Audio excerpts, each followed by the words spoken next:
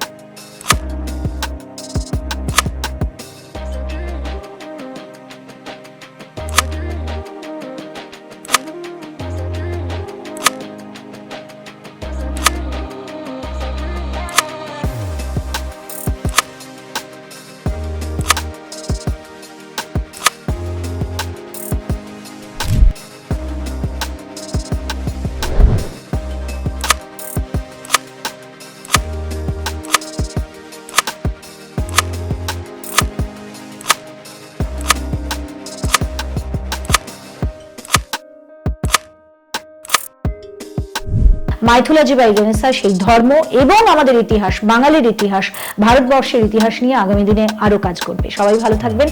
এই ভালোবাসার জন্য অসংখ্য ধন্যবাদ।